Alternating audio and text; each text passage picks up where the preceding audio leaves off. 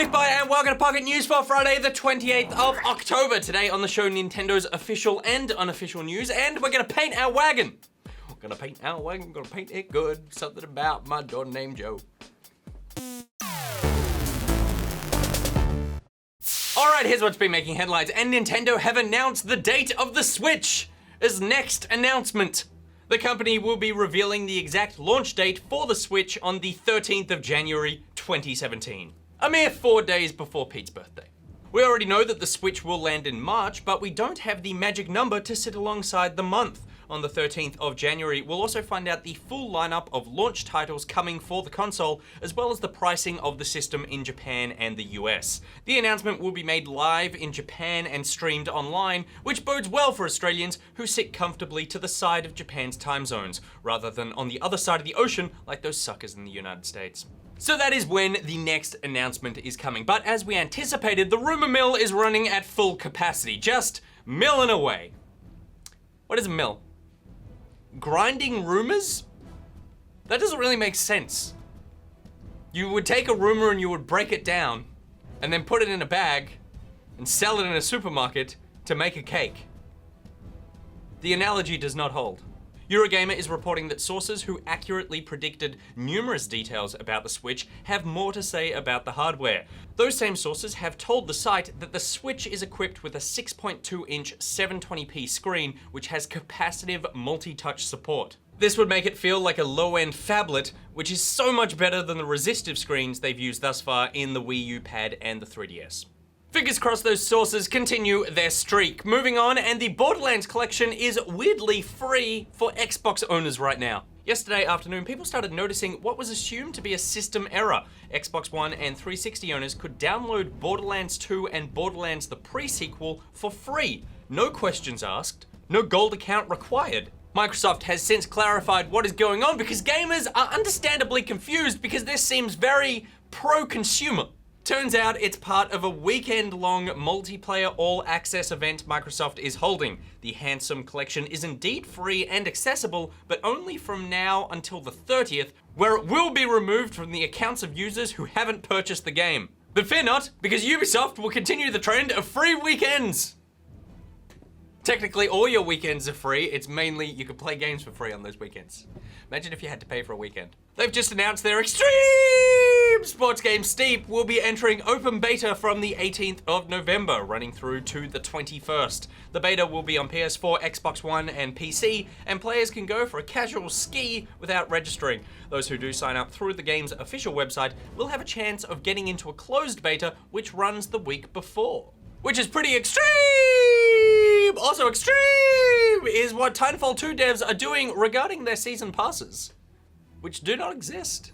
Developer Respawn Entertainment has announced previously that unlike many large AAA games, Titanfall 2 won't be getting paid DLC through a season pass. Last night, they went so far as to publicly scoff at the concept on Twitter, saying, quote, "Remember when buying a game got you everything?" Which is a big, delicious dig at modern games. Though it's odd they got away with it when you consider that EA's other titles like Battlefront and particularly Battlefield are major offenders of the old season passeroo. Peter Moore is probably in hiding after the giant Dorito mess he made, so the devs are just running amok like a monster hunter announcement. I'm sorry, that was a really bad segue.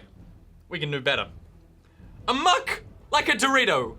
Nintendo held their Monster Hunter Direct overnight and revealed for the 3DS Monster Hunter Double Cross, an expansion on Monster Hunter Generations, or Monster Hunter X as it's known in Japan. Monster Hunter X, it's just one cross, so that's why they called the expansion Double Cross. But really you have to live in Japan to understand why it's called Double Cross.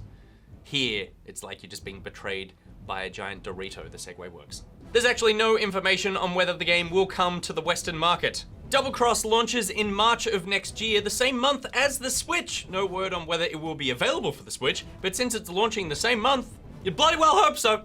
You don't have to wait until March though. Here's thing of the day. It's not really what you're looking for if you're looking for Monster Hunter. Unless it's Monster Hunter themed, John? What? Is it a Monster Hunter thing of the day? No. You're not doing your work, are you? We don't have one. That's on you.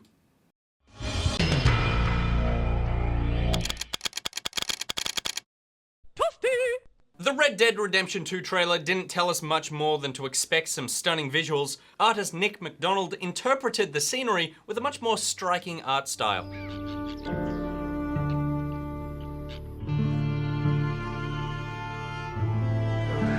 Listen to me. When the time comes, you gotta run and don't look back. This is over.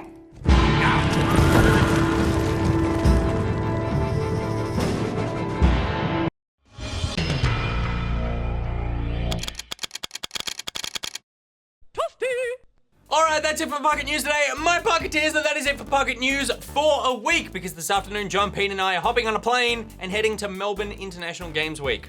I don't know why I stuck my hands out, you all know what a plane is. We're going to be spending an entire week making content out of Melbourne, including at PAX Australia. This means no news next week, but lots of other exciting event coverage, and whatever else we manage to get up, pending internet and time and stamina. But to fill the void, make sure you go to the Well Played channel this afternoon. Rad went out to the World of Tanks APAC finals in Sydney to see people who are good at tanks do tank things. So just watch that video on loop and it'll be like we never really left, except we just turned into a small Asian girl. Are you a small Asian girl? Let me know in the Pocketeers Facebook group and Steam group. There are links to everything I just said in the description below. Today's Thing of the Day graphic was made by Slatsy. Slatsy, you know who would have won that fight. Until we next assemble my Pocketeers, Nick, bye out. Barracuda. Pete's dancing. It's very sweet. Wait. Don't stop dancing. Don't stop dancing. No, don't move. Behind the camera. No, the picture. Dance, monkey. The first stirrings of life beneath water, to the great And it is the Sean Bean. Stone Age, to man taking his first upright steps. I don't really need to turn it up here. Obviously, John will just Now boost begins the your greatest volume of the game, but in case he doesn't, Early cradle of civilization, on towards the stars. The marriage of science and religion is a delicate balancing act, but one that you have mastered, Saladin.